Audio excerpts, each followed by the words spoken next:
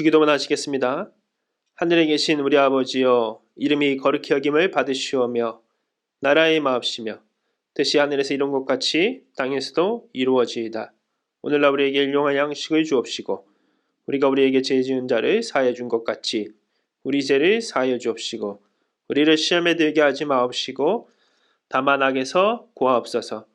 내게 나라와 권세와 영광이 아버지께 영원히 있사옵나이다. 아멘.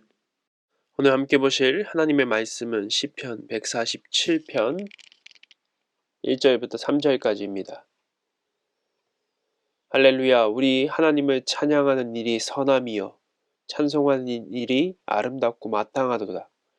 여호와께서 예루살렘을 세우시며 이스라엘의 흩어진 자들을 모으시며 상심한 자들을 고치시며 그들의 상처를 싸매시는도다. 아멘. 오늘 시편 147편 말씀의 제목은 상처를 싸매시는 분입니다. 오늘 시편은 어제 나눈 시편 146편과 동일하게 할렐루야로 시작하는 찬양시입니다. 모든 내용들이 하나님을 찬양하는 내용으로 가득합니다. 특별히 오늘 시편은 위로의 말씀이기도 합니다.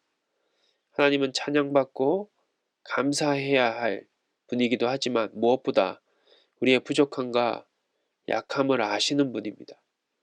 오늘 시편은 이스라엘 백성들이 포로 생활을 하며 겪었을 일들을 위로하시는 하나님을 찬양하고 있습니다. 무엇보다 나라를 잃고 흩어졌던 사람들을 다시 돌아오게 하시고 예루살렘을 회복할 것을 소망하고 있습니다. 2절을 보십시오. 여호와께서 예루살렘을 세우시며 이스라엘의 흩어진 자들을 모으시며 북이스라엘과 남유다 모두 아수르와 바벨론에게 멸망을 하게 됩니다. 그리고 백성들은 나라를 잃고 포로로 끌려가고 다 흩어지게 됩니다.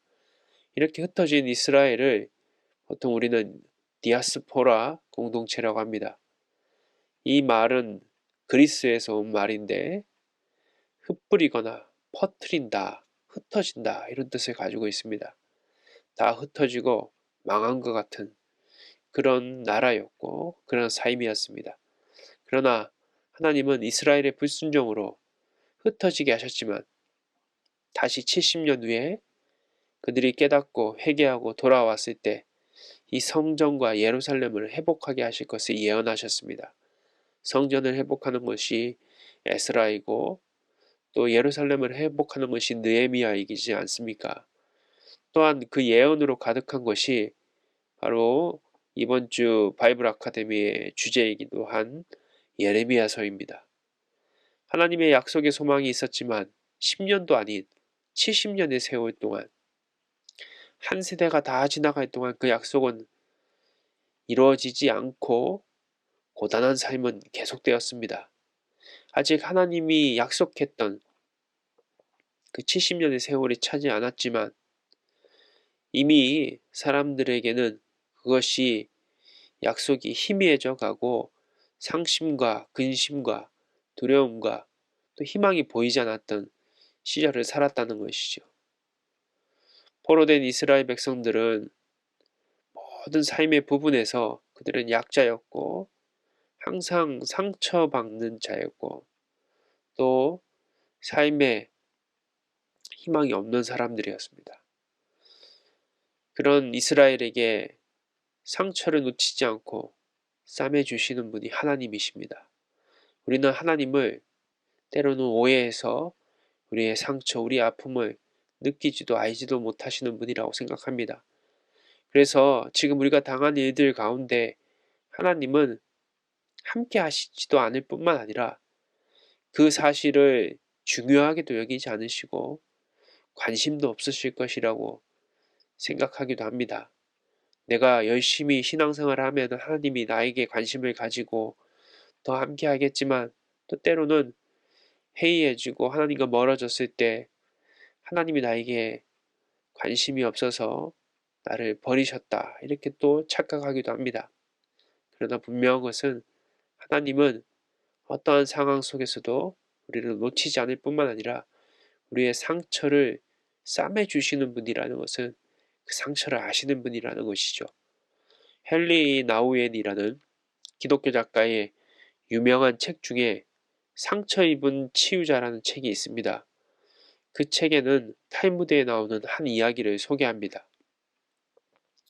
한 랍비가 엘리야 선지자에게 묻습니다. 언제 주님이 오십니까? 그런데 엘리야가 대답합니다. 가서 직접 물어보세요. 어디 계신데요? 그는 성 밖에 사람들을 만나고 있을 것입니다. 그렇다면 어떻게 그분을 알아볼 수가 있죠? 그는 상처 입은 사람들을 만나고 있을 것입니다. 그 자신 또한 자신의 상처를 풀었다 놓았다 하시며 그러나 자신의 상처에 연연하지 않으시고 다른 이들의 상처를 싸매고 계실 것입니다. 그리고 그 책에서는 이렇게 덧붙이고 있습니다. 랍비 요수아 벤 레이가 메시아가 어디 있는지 엘리야에게 물었을 때 지금 성문에 앉아 있다고 말했다. 그러면 누가 메시아인지 어떻게 아느냐고 반문하자 엘리야는 이렇게 대답했다. 그는 가난한 사람들의 틈 바구니에서 상처를 입고 앉아 있다. 다른 사람들은 모두 자기의 상처를 덮고 붕대를 일제히 풀고 나서 다시 맨다. 그러나 메시아는 한 번에 하나씩 붕대를 풀고 다시 감으면서 스스로에게 말하길 누군가가 나의 도움을 필요로 할 것이다. 만일 누군가가 나를 필요로 할 경우 잠시라도 지체하지 않기 위해서 나는 언제나 준비하고 있어야만 한다. 보통 사람들은 자신의 상처만 감싸기에 바쁘지만 메시아는 당신의 상처를 돌보는 동시에 다른 사람의 상처까지도 어루만지고자 항상 대기하고 있다는 것이다. 메시아인 바로 예수 그리스도는 우리의 상처를 아시는 분이십니다. 하나님은 우리의 상처를 싸매시는 분이십니다. 성령님은 말할 수 없는 탄식으로 우리의 연약함을 위해 기도하시는 분입니다. 하나님은 저 멀리 우리와 동떨어진 세상에 살고 계신 분이 아닙니다. 이 말씀을 통해서 그분은 지금 우리와 함께 하시며 우리의 상처와 연약함, 상심을 아시고 자신의 붕대를 풀어서 우리의 상처를 싸매주시는 분이라는 것이죠. 하나님은 나의 아픔을 아십니다.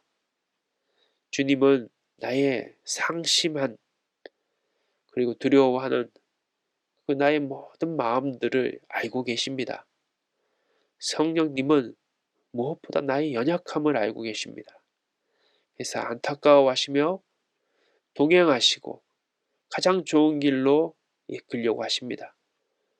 하나님 앞에 기도하는 자, 오늘 이 새벽에 무릎 꿇는 자, 어떤 상황과 조건 속에서도 예배의 자리를 지키려고 하는 하나님을 붙잡으려고 하는 사람들의 삶 가운데 바로 오늘 상처를 아시고 싸매시는 하나님이 함께 하신다는 것입니다. 그 하나님과 동행하는 하나님이 주시는 귀한 복들이 삶 가운데 충만하시기를 주님의 이름으로 기도하겠습니다. 하나님, 오늘 우리의 삶은 상처 입은 치유자 바로 예수 그리스도를 우리의 삶 가운데 잊어버리고 있지 않습니까? 주님은 우리의 상처를 알고 계십니다. 하나님은 우리의 상처를 싸매시는 분이십니다. 절망과 상심 속에서 희망이 없습니까? 그러나 분명한 것은 하나님이 우리의 모든 부분들을 아시고 오늘 성령님께서 나에게 말할 수 없는 탄식으로 애통해 하시며 우리의 길 가운데 가장 좋은 길로 우리를 이끄시고 계시다는 것입니다.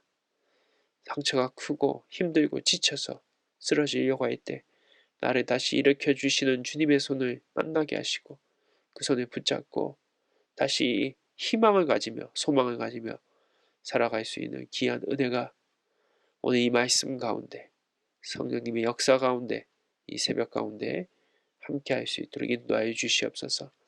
많은 사람들이 코로나19로 힘들어하고 있습니다. 지쳐가고 있습니다. 그러나 그 가운데도 주님께서 이끌어 주시는 길이 분명히 있음을 믿습니다. 하나님께서 지치지 않게 하시고 약해지지 않게 하시고 오늘 상처 입은 치유자 바로 예수 그리스도를 통해서 다시 회복되는 놀라운 은혜가 있을 수 있도록 인도하여 주시옵소서. 모든 우리 주님 예수님의 이름으로 기도드립니다. 아멘.